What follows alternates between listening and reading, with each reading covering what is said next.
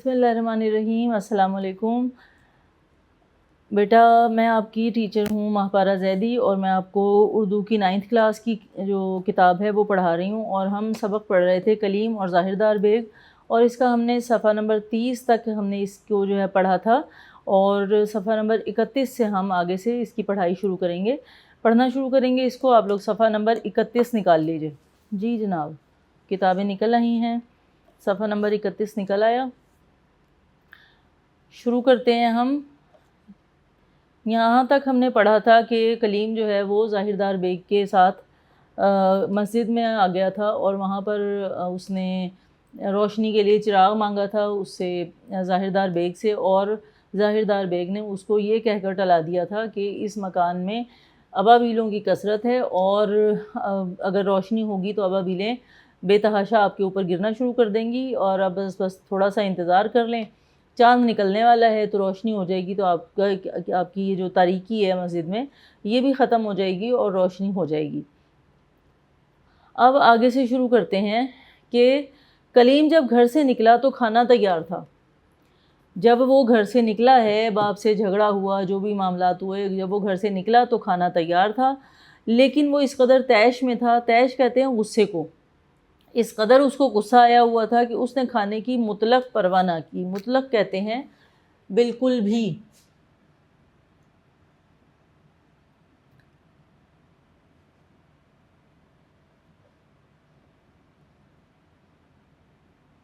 और तैश कहते हैं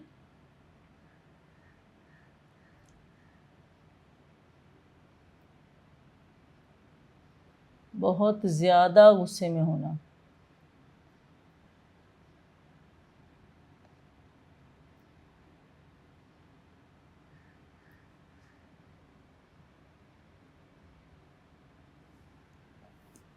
जी,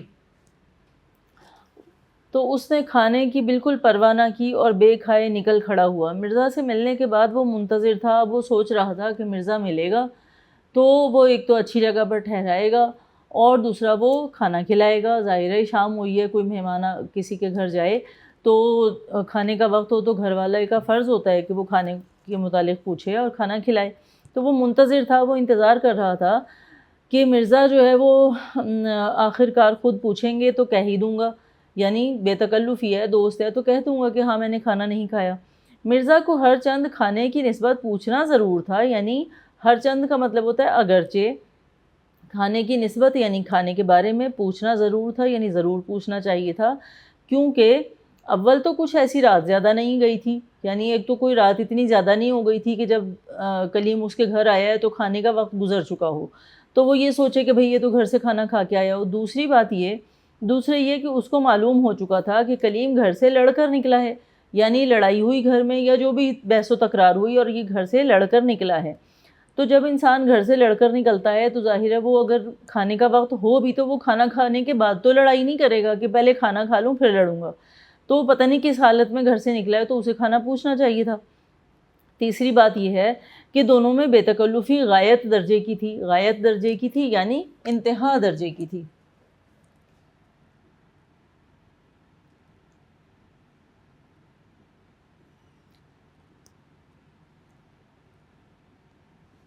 यानी बेइंतहा।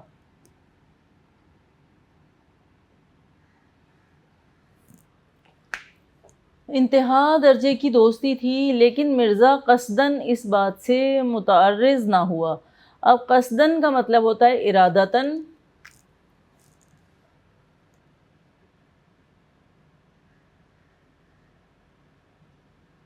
यानी इरादतन जानबूझकर भी आप कह सकते हैं इसको,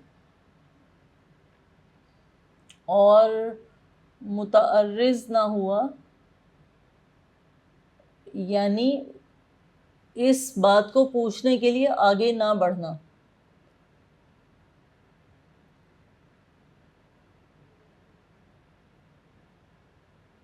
या रुके रहना। यानी उसने क़स्दन इरादतन ये बात पूछी ही नहीं, उसने पहल की ही नहीं ये बात पूछने में कि कलीम ने खाना खाया भी है या नहीं। और दूसरी तरफ कलीम बेचारे का भूख के मारे یہ حال کہ مسجد میں آنے سے پہلے اس کی انتڑیوں نے قل ہو اللہ پڑھنی شروع کر دی تھی. یعنی ابھی وہ مسجد میں پہنچا نہیں تھا کہ اس کا بھوک کی شدت سے یہ حال تھا کہ جسے ہم جو ہے وہ محاورتاً کہتے ہیں انتڑیوں کا قل ہو اللہ پڑھنا، یعنی پیٹ میں بل پڑنے شروع ہو جاتے ہیں بھوک سے. تو اس کی یہ حالت تھی. جب اس نے دیکھا کہ مرزا کسی طرح اس پہلو پر نہیں آتا، یعنی جب کلیم کو یہ اندازہ ہو گیا کہ مرزا تو اس موضوع پہ بات ہی نہیں کرے گا، کھانے کے بارے میں پوچھے گا ہی نہیں، اس کو اندازہ ہو گیا اچھے سے کہ اس پہلو پر نہیں آئے گا، یہ اس پہلو پر بات نہیں کرے گا، اور عنقریب تمام شب کے واسطے رخصت ہوا جاتا ہے، یعنی پوری رات کے لیے یہ تو رخصت ہو رہا ہے، یہ تو چلا جائے گا اب، اور یہ پھر صبح ہی شکل دکھائے گا. تو بیچارے نے بغیرت بن کر خود ہی کہہ دیا کہ سنو یار، میں نے کھانا بھی نہیں کھایا. مرزا آگے سے کس قدر چالاکی اور عیاری سے کہتا ہے سچ کہو، نہیں جھوٹ، بہکاتے ہو. یعنی وہ کیا کہنا چاہ رہا ہے کہ اگر وہ شخص جو اس کا دوست ہے وہ اس بات پر شرمندہ ہو جائے تو وہ جو ہے مرزا ظاہر دار بیگ اس کو کھانا بھی نہ کھلانا پڑے. تو وہ کہتا ہے نہیں نہیں نہیں، تم سچ بتاؤ، نہیں نہیں تم جھوٹ بول رہے ہو، بہکا رہے ہو، ایسا نہیں ہو سکتا. کلیم کہتا ہے تمہارے سر کی قسم میں بھوکا ہوں. مرزا کہتا ہے تو مرد خدا آتے ہی کیوں نہ کہا. یعنی آپ اس کی چرب زبانی کا اندازہ لگائیں کہ وہ کہیں بھی کسی بات کو اپنی طرف آنے ہی نہیں دے رہا. وہ بہت چالاکی سے ہر بات کو یا تو حالات کے پہ ڈال دیتا ہے یا خود کلیم کے سر ہی منڈ دیتا ہے. کہتا ہے کہ مرد خدا، اللہ کے بندے، تم نے آتے ہی کیوں نہ کہا. اب بھلا کوئی مہمان ایسا بھی ہوتا ہے، کسی بھی حالت میں کوئی نکلے، کیا کوئی ایسا بھی ہوتا ہے جو آتے ہی آ کے بیٹھتے ہی کہے کہ مجھے بہت بھوک لگی ہے، مجھے کھانا کھلاؤ؟ کوئی بھی نہیں کہتا. گھر والے کا فرض ہوتا ہے کہ وہ پوچھے. لیکن وہ کیا کہہ رہا ہے کہ تم نے آتے ہی کیوں نہ کہا. اب اتنی رات گئی، کیا ہو سکتا ہے دکانیں سب بند ہو گئیں، اور جو ایک دو کھلی بھی ہیں تو باسی چیزیں رہ گئی ہوں گی. یعنی پرانا کھانا پر جو پچھلے وقت کا پکا ہوا کھانا ہوگا وہ پڑا ہوا ہوگا، اور وہ تو باسی ہو چکا ہوگا اور اس میں کوئی ذائقہ نہیں ہوگا، یا ہو سکتا ہے خراب ہو گیا. تو کہتا ہے کہ باسی چیزیں رہ گئی ہوں گی جن کے کھانے سے فاقہ بہتر ہے. بجائے اس کے کہ مہمان کو کچھ کھانے کے لیے دے، وہ کہتا ہے کہ ایسی چیزیں جو اس وقت ملیں گی ان کو کھانے سے بہتر ہے کہ بھوکا رہ لیا جائے. فاقے سے مراد ہوتی ہے خالی پیٹ رہنا، بھوکا رہنا. تو کہتا ہے کہ اس سے بہتر ہے کہ فاقے سے رہ لیا جائے. گھر میں آج آگ تک نہیں سلگی. اب وہ جو بازار سے لانے کی بات کر رہا ہے تو ظاہر ہے سننے والے کے ذہن میں سوال یہ اٹھے گا کہ تمہارے اپنے گھر میں کھانا نہیں بنا تھا کیا؟ اور کیا اتنا بھی میسر نہیں ہے کہ ایک مہمان کو کھانا کھلا دیا جائے؟ تو وہ چونکہ پہلے ہی اپنی بیوی کی اس کی جو بیماری ہے اس کے بارے میں بتا چکا ہے، تو وہ اس کو بہانہ بناتے ہوئے کہتا ہے کہ گھر میں آج آگ تک نہیں سلگی، یعنی آگ بھی نہیں جلی. مگر ظاہراً تم سے بھوک کی سہار ہونی مشکل معلوم ہوتی ہے. ابھی تو کہہ رہا تھا کہ جھوٹ، بہکاتے ہو، سچ کہو، کھانا تم نے کھایا ہوگا، اور اب کہہ رہا ہے کہ ظاہراً یعنی ظاہری حالت سے تمہاری یہ مجھے اندازہ ہو رہا ہے کہ تم سے بھوک کی سہار نہ ہوگی. سہارنا یعنی برداشت کرنا، یعنی تم سے بھوک برداشت نہیں ہوگی.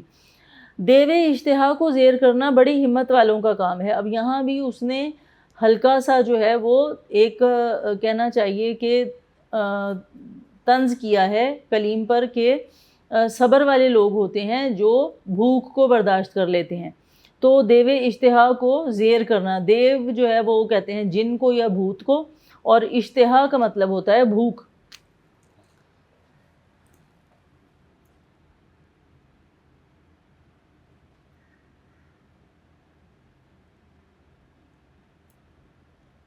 یعنی بھوک کا جن یا بھوت.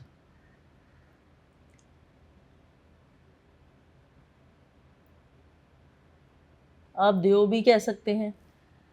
تو یہ جو بھوک ہے یہ واقعی برداشت کرنا بہت مشکل ہوتا ہے. انسان اگر کئی وقت اس کو کھانا نہ ملے تو اس کے لیے برداشت کرنا مشکل ہو جاتا ہے. تو وہ کہہ رہا ہے کہ اس کو زیر کرنا یعنی اس پر قابو پانا بڑی ہمت والوں کا کام ہے، یعنی بہت حوصلے والوں کا کام ہے. پھر سوچ کر کہتا ہے ایک تدبیر سمجھ میں آتی ہے، یعنی ایک ترکیب میرے ذہن میں آئی ہے. وہ یہ کیا ترکیب اس کے ذہن میں آئی ہے کہ جاؤں اور چھدامی بھڑبھونجے کے ہاں سے گرم گرم خستہ چنے کی دال بنوا لاؤں. اب یہاں پہ یاد رکھیے گا ایک بھڑبھونجے کا ذکر ہوا ہے، اس کا نام چھدامی ہے. بھڑبھونجا کہتے ہیں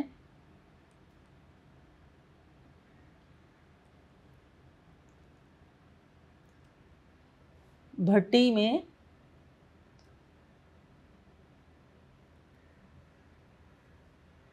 چنے بھوننے والا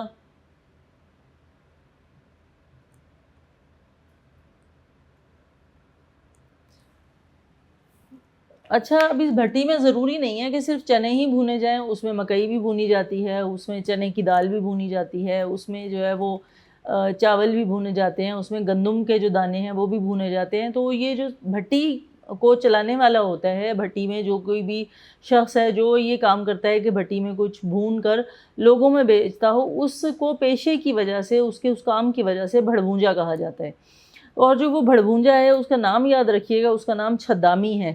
آپ سے ایم سی کیوز میں اگر پوچھ لیا جائے تو یہ نام آپ کے ذہن میں رہنا چاہیے۔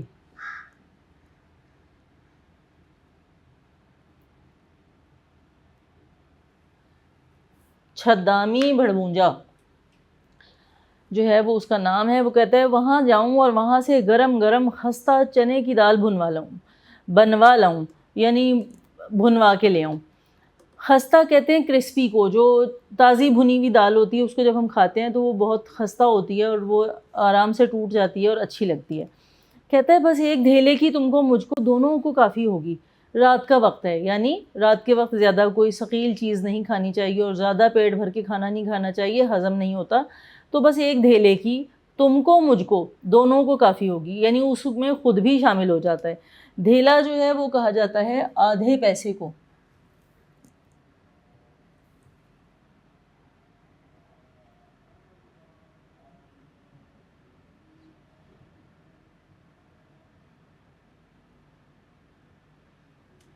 ایک پیسے میں، ایک آنے میں بلکہ 100 پیسے ہوا کرتے تھے۔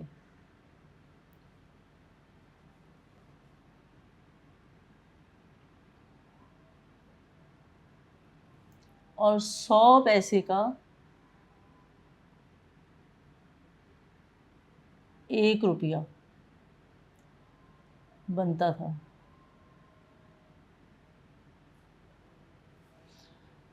تو یہ چونکہ ظاہر ہے یہ 1 ڈیڑھ صدی پہلے کی بات ہے، تو اس وقت جو ہے وہ ایک جو روپیہ ہے اس کی بھی آگے تقسیم ہوتی تھی، اور اس میں 1 روپے میں 100 پیسے ہوا کرتے تھے، اور پیسے کی بھی آگے تقسیم تھی، اور دھیلا جو ہے وہ 1 پیسے کا آدھا حصہ، یعنی آدھا پیسہ جو ہے اس کو دھیلا کہا جاتا تھا۔ تو کہتے ہیں ایک دھیلے کی کافی ہوگی تمہیں مجھے دونوں کو۔ رات کا وقت ہے اور جو ہے وہ یہ کہہ کر ابھی کلیم کچھ کہنے بھی نہیں پایا تھا، ابھی کلیم نے کچھ اسے کہا بھی نہیں تھا، مرزا جلدی سے اٹھ باہر گئے اور چشم زدن میں چنے بھنوا لائے۔ چشم زدن میں یعنی پلک جھپکتے ہی۔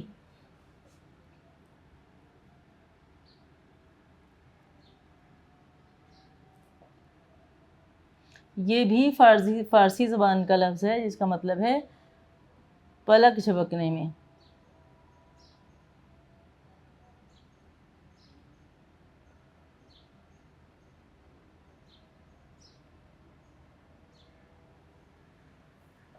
یعنی اتنی پھرتی سے گیا کہ لمحہ بھر میں گیا اور بس گیا اور آیا، اور اس نے جو ہے وہ جلدی سے یہ جو دال تھی یہ بھنوا لی، اور وہ لے کے آ گیا اور چنے بھنوا کے لے آیا، مگر دھیلے کا کہہ کر گئے تھے یا تو کم کے لائے یا راہ میں 2 4 پھنکے لگا لیے۔ اب جو دال وہ لے کے آیا تھا بھنی ہوئی، وہ کہہ کے تو گیا تھا کہ ایک دھیلے کی لینے جا رہا ہوں، وہ کہہ رہے ہیں کہ یا تو کم پیسوں کی لائے تھے یا پھر راستے میں 2 4 پھنکے انہوں نے خود لگا لیے، یعنی ہاتھ میں ڈال کر جب ہم اس کو پھانک لیتے ہیں اسے کہتے ہیں پھنکا لگانا، تو 2 4 پھنکے انہوں نے راستے میں لگا لیے، اس واسطے کہ کلیم کے روبرو 2 3 مٹھی چنے سے زیادہ نہ تھے، یعنی ایک مٹھی میں جتنے چنے آ جائیں وہ 2 3 مٹھی چنے جو ہیں وہ اس کے سامنے موجود تھے۔ مرزا نے کہا اب وہ جو ہے دال اس کو کھلا رہا ہے، بھنی ہوئی دال رات کے کھانے میں، اور اس کی تعریفیں کرتا جا رہا ہے اور اس کو ایسے دکھا رہا ہے جیسے پتہ نہیں وہ کیا من و سلوہ جو ہے وہ اس کو کلیم کو کھلا رہا ہے۔ کہنے لگا یار تم بڑے خوش قسمت ہو، یار ہو تم بڑے خوش قسمت کہ اس وقت بھاڑ مل گیا، بھاڑ یعنی بھٹی جلتی ہوئی مل گئی، ذرا واللہ ہاتھ تو لگاؤ دیکھو کیسے بھلس رہے ہیں، یعنی کہتا ہے ذرا واللہ، واللہ یعنی خدا کی قسم، ہاتھ تو لگاؤ دیکھو کیسے بھلس رہے ہیں، یعنی کتنے گرم ہیں، ابھی ابھی جیسے بھنتے ہوئے جو ہے وہ اس میں سے بھٹی میں سے نکلے ہیں، اور سوندھی سوندھی خوشبو بھی عجب ہی دل فریب ہے کہ بس بیان نہیں ہو سکتا۔ سوندھی سوندھی کہتے ہیں بھینی بھینی ہلکی ہلکی جو خوشبو ہے وہ بھی عجب ہی دل فریب ہے، یعنی دل کو سرور آ رہا ہے اس خوشبو سے، اور ایسی دل فریب ہے کہ بس بیان نہیں ہو سکتا۔ تعجب ہے یعنی حیرت ہے کہ لوگوں نے خس اور مٹی کا عطر نکالا مگر بھنے ہوئے چنوں کی طرف کسی کا ذہن منتقل نہیں ہوا۔ اب خس جو ہے یہ کہتے ہیں خاص قسم کی گھاس کو،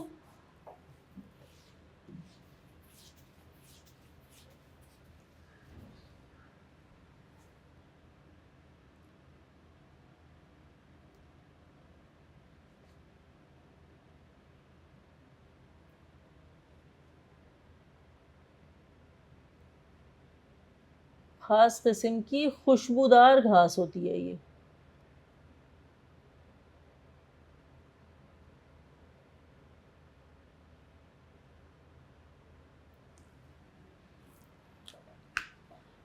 تو وہ کہہ رہا ہے کہ جو خس ہے یہ اس کا عطر نکالا جاتا ہے، اور مٹی کا عطر، مٹی جو ہے یہ جب گیلی ہوتی ہے تو اس کی خوشبو بہت اچھی لگتی ہے، بہت پسند کی جاتی ہے۔ تو وہ کہہ رہا ہے کہ لوگوں نے خس اور مٹی کا عطر نکالا مگر بھنے ہوئے چنوں کی طرف کسی کا ذہن منتقل نہیں ہوا، کہ اتنی اعلیٰ خوشبو ہے بھنے ہوئے چنوں کی تو اس کا عطر نکالنے کی طرف کسی کا خیال ہی نہیں گیا۔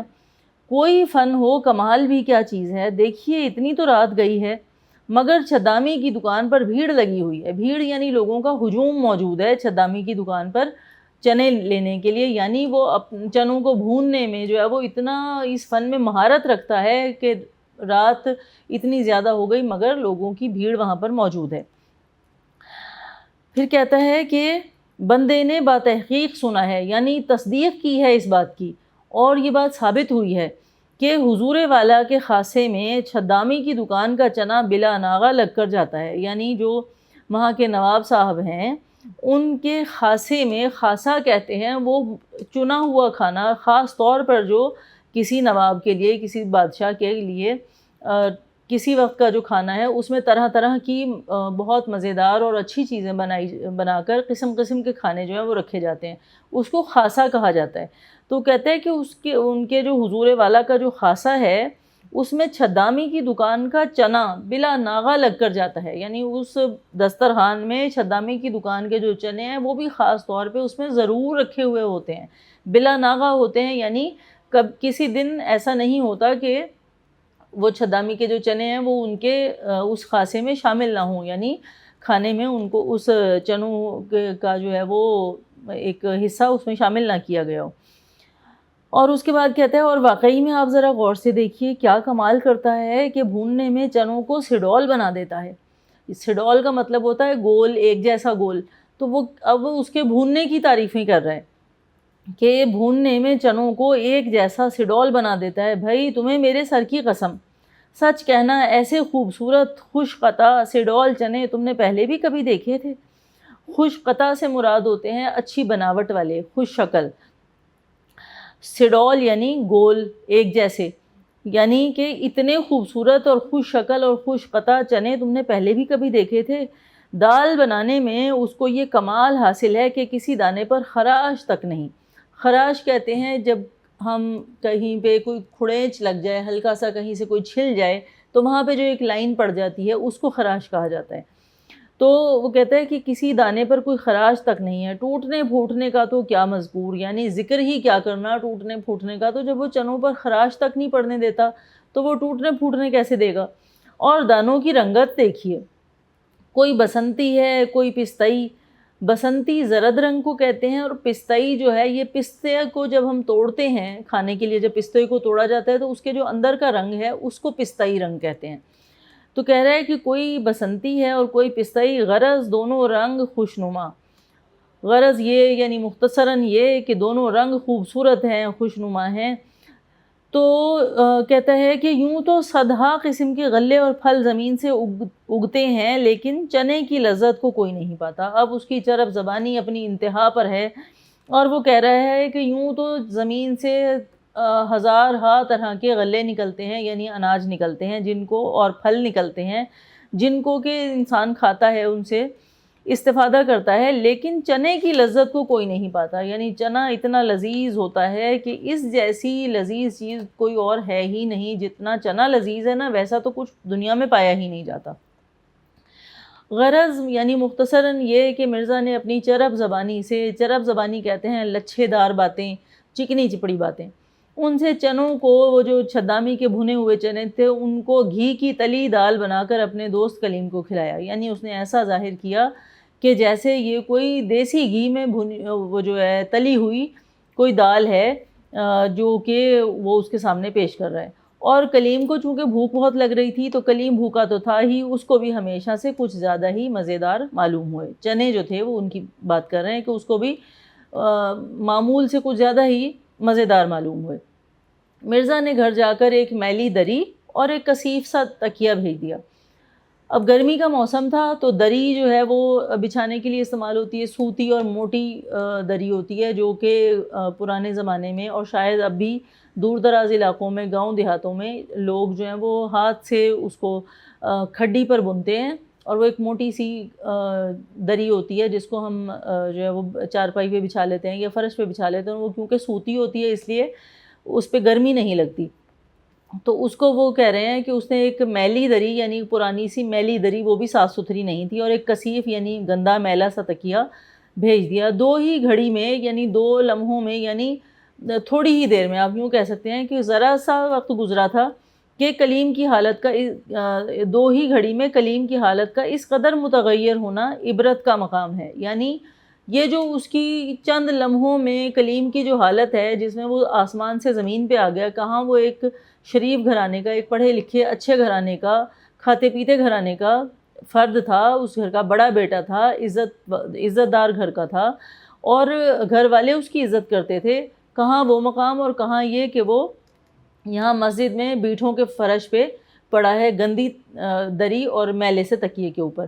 تو یہ جو اس کی حالت میں یہ جو تغیر آیا تھا، یہ جو تبدیلی آئی تھی، یہ عبرت کا باعث تھی، عبرت کا مقام تھا۔ یعنی اس سے اس کو خود کو بھی نصیحت حاصل کرنی چاہیے تھی کہ کہاں، آگے وہ ذکر کر رہے ہیں کہ یا تو خلوت خانہ، یعنی اس کا علیحدہ کمرہ تھا، اور عشرت منزل میں تھا، یعنی ایک بہت اچھا گھر تھا اس کا، جس میں اس کا علیحدہ ایک اپنا رہنے کا کمرہ تھا، اور اب ایک مسجد میں آ کر پڑا، اور مسجد بھی ایسی جس کا تھوڑا سا حال ہم نے اوپر بیان کیا۔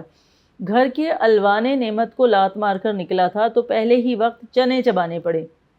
الوان نعمت سے مراد ہے قسم قسم کے کھانے۔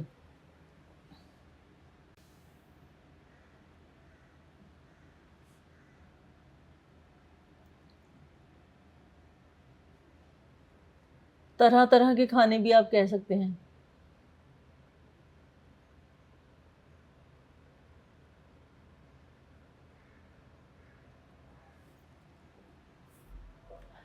یعنی یہاں پہ کیونکہ ہم نے جیسے ذکر کیا تھا کہ ڈپٹی نذیر احمد کے جو ناول ہیں یہ اصلاحی طرز کے ہیں، تو یہاں پہ وہ اصلاح کس طرح سے کر رہے ہیں کہ ایک اچھے گھر کا جو فرد ہے، کلیم، وہ بری صحبت میں پڑ گیا، اور ایک چرب زبان، مکار، عیار شخص کے ہاتھوں میں وہ جو ہے اس کے ساتھ رہ کر اس کے ہاتھوں میں کھلونا بن رہا ہے۔ اور اس کی جب جو ظاہردار بیگ ہے وہ جب کلیم کے گھر آتا تھا تو خوب اس کی خاطر مدارات ہوتی تھی، اور وہ وہاں پہ ٹھہرتا بھی تھا، مگر آج جب کلیم کو اس سے واسطہ پڑا اور وہ اس کے گھر آیا تو اس پر حقیقت کھلی، اور جب دوسروں کے بھروسے پر انسان اپنے گھر کو، گھر والوں کو اہمیت نہ دے کر گھر کی نعمتوں کو ٹھکرا کر گھر سے نکلتا ہے، تو اس کا یہ انجام ہوتا ہے کہ اسے کچھ ہی دیر کے بعد کیا ہوا ہے کہ ایک مسجد میں گندی سی میلی دری اور کثیف تکیے کے ساتھ اسے بیٹھوں کے فرش پر بیٹھنا پڑ رہا ہے، اس کو وہاں پر رات گزارنی پڑ رہی ہے۔ کھانے میں اس کو کیا ملا ہے؟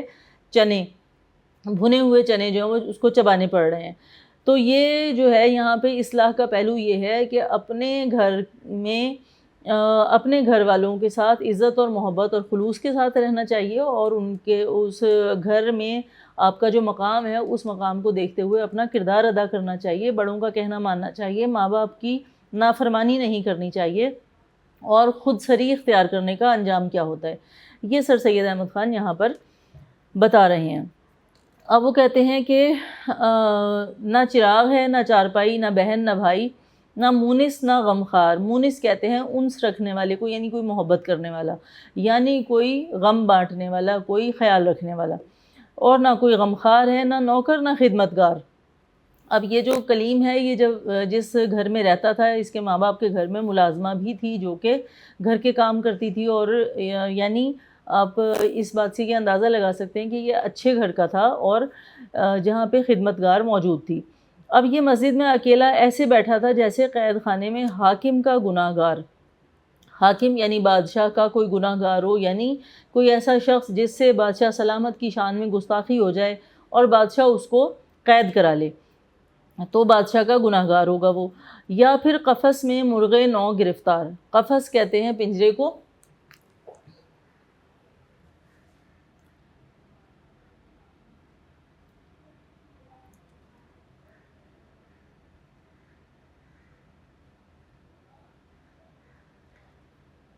پنجرا بھی آپ لکھ سکتے ہیں یہاں پر، پنجرا، اور مرغ سے مراد ہوتی ہے پرندہ،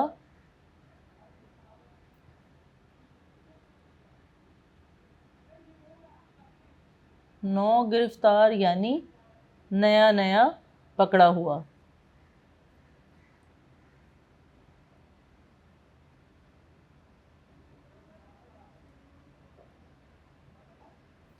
یعنی ایک ایسا پرندہ جس کو ابھی شکاری نے پکڑا ہو اور اسے قید خانے میں ڈالا ہو، تو یہ حالت اس وقت کلیم کی تھی۔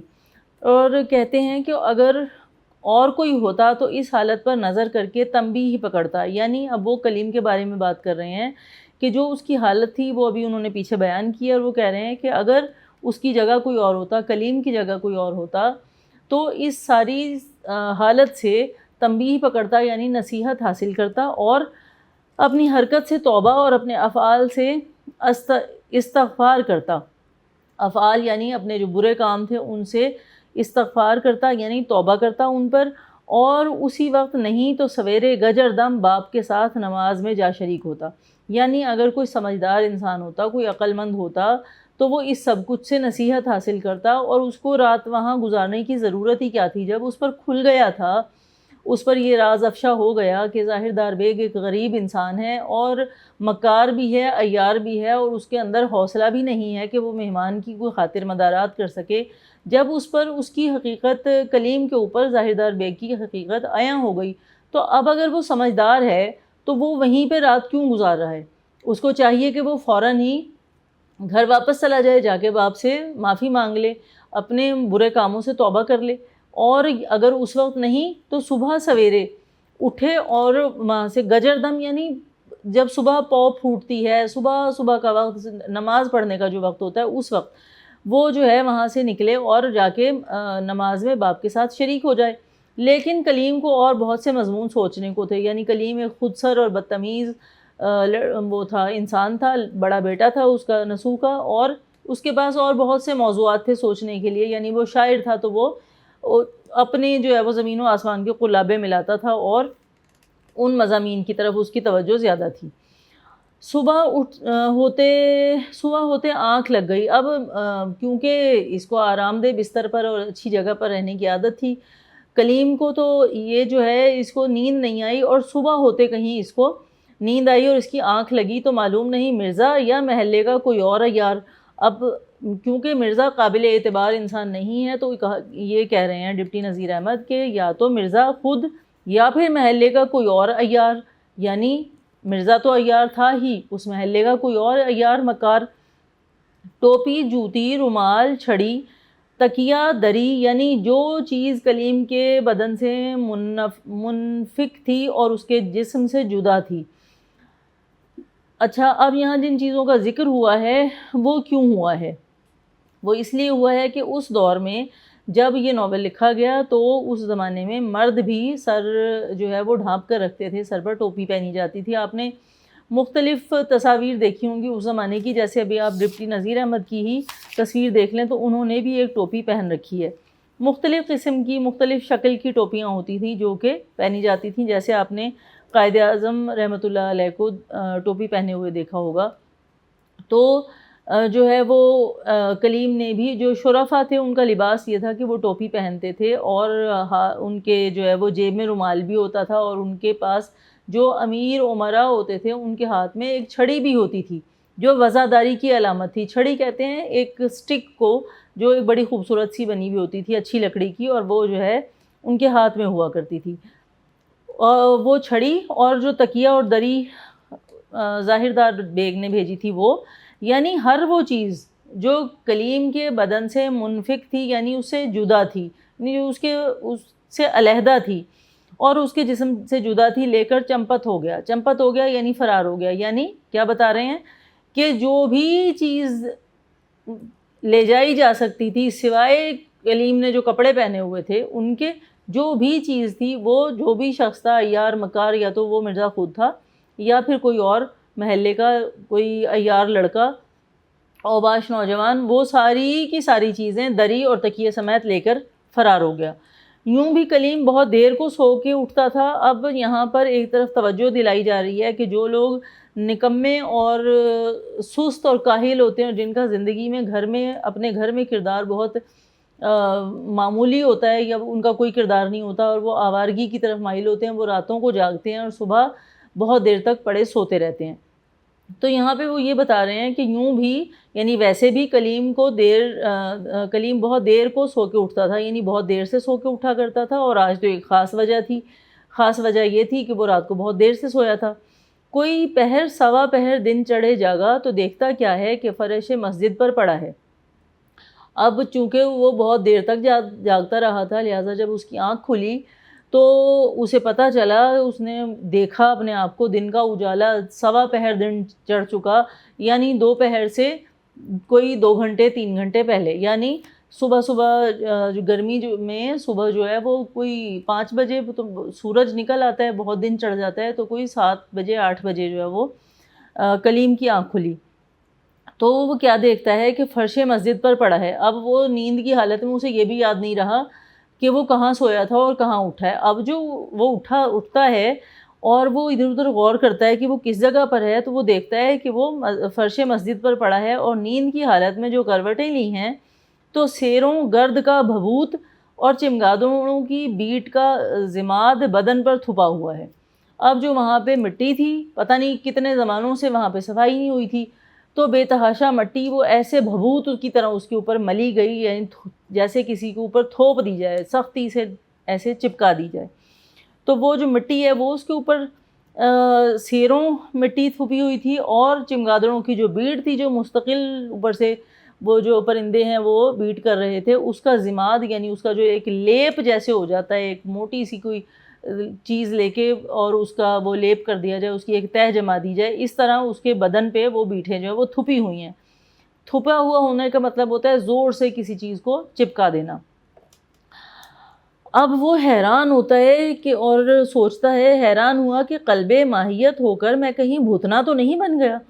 اب وہ یہ دیکھتا ہے کہ اس کی یہ جو اتنی بری حالت ہوئی ہے، اس کے سارے جسم پر گرد ہے، مٹی ہے، اور جو وہ بیٹھے ہیں وہ اس کے اوپر بے تحاشا لگی ہوئی ہیں۔ وہ کہتا ہے کہ کہیں میری جو حالت ہے اس میں کوئی قدرتی طور پر ایسی تبدیلی تو نہیں آ گئی کہ میں انسان سے بھوتنا بن گیا، اتنی بری حالت ہے اس کی۔ مرزا کو ادھر دیکھا ادھر دیکھا، کہیں پتہ نہیں۔ مسجد تھی ویران، اس میں پانی کہاں؟ اب مسجد میں کبھی کوئی اس مسجد میں آیا ہی نہیں تھا، تو اس میں پانی کا بھی کوئی انتظام نہیں تھا، اس میں پانی نہیں تھا۔ صبر کر کے بیٹھ رہا کہ کوئی اللہ کا بندہ ادھر کو آ نکلے تو اس کے ہاتھ مرزا کو بلواؤں اور منہ دھو کر خود مرزا تک جاؤں۔ یعنی وہ یہ انتظار کر رہا تھا کہ کوئی اللہ کا بندہ ادھر سے گزرے مسجد کے سامنے سے، تو وہ اس کو آواز دے کر یا تو مرزا کو بلوا لے یا اس انسان سے کہے کہ مجھے تھوڑا سا پانی دے دو تو میں منہ ہاتھ دھو لوں۔ اور پھر خود مرزا تک جاؤں. اس میں دوپہر ہونے کو آ گئی، یعنی دوپہر کا وقت ہونے کو آ گیا، ادھر سے کوئی نہ گزرا. بارے ایک لڑکا کھیلتا ہوا آیا، یعنی اچانک ایسا ہوا کہ کوئی لڑکا بالا وہاں سے کھیلتا ہوا گزر رہا تھا. وہ کھیلتا ہوا آیا، جوں ہی زینے پر چڑھا. اب بچہ ہے کوئی، وہ کھیلتا ہوا آ رہا ہے، اور یوں ہی وہ اس نے مسجد کی جو سیڑھیاں ہیں، سیڑھیوں کو زینہ کہتے ہیں، سیڑھیوں پر اس نے قدم رکھا اور نظر پڑی کلیم پر. زینے پر چڑھا، کلیم اس سے عرض مطلب کرنے کے لیے لپکا، یعنی یہ جلدی سے یہ اس کی طرف گیا. عرض مطلب کرنے کے لیے یعنی اپنا مدعا بیان کرنے کے لیے. اس نے سوچا میں کوئی انسان نظر آیا مجھے، میں جلدی سے اس کو روکوں اور مرزا کو بلواؤں یا پھر اس سے پانی مانگوں. وہ لڑکا اس کی حیت قضائی دیکھ کر بھاگ کھڑا ہوا. اس کو جو اس کی ظاہری حالت تھی کلیم کی، وہ دیکھ کے اسے اتنا خوف محسوس ہوا، اسے لگا یہ واقعی کوئی جن بھوت ہے، اور اس نے دوڑ لگا دی. حیت قضائی کا مطلب ہوتا ہے برا حلیہ، بہت بری حالت ہونا. خدا جانے اس نے اس کو بھوت سمجھا یا سڑی خیال کیا. اب بھوت کا تو آپ کو پتہ ہی ہے، جنات، جن، بھوت یہ ایک قسم ہے، اور جو سڑی ہے اس کا مطلب ہوتا ہے پاگل یا دیوانہ.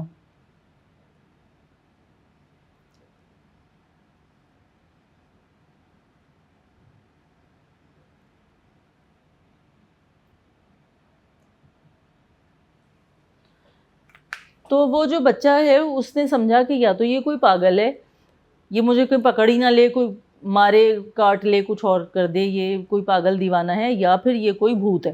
اور وہ جو ہے بھاگ کھڑا ہوا. کلیم نے بہتیرا پکارا، اس لڑکے نے پیٹھ پھیر کر نہ دیکھا. کلیم نے بہت آوازیں دیں مگر لڑکے نے پلٹ کر کلیم کی طرف نہیں دیکھا، اور وہ وہاں سے بھاگ گیا. تو یہ ہم نے آج جو ہے وہ صفحہ نمبر 32 کا جو ہے وہ تقریباً آدھے سے زیادہ صفحہ پڑھ لیا ہے، اور یہاں پر ہمارا یہ لیکچر ختم ہوتا ہے بیٹا. آگے سے ہم اگلے لیکچر سے یہیں سے اس کو شروع کریں گے. تب تک کے لیے مجھے اجازت دیجیے. اپنا بہت سارا خیال رکھیے گا. اللہ حافظ.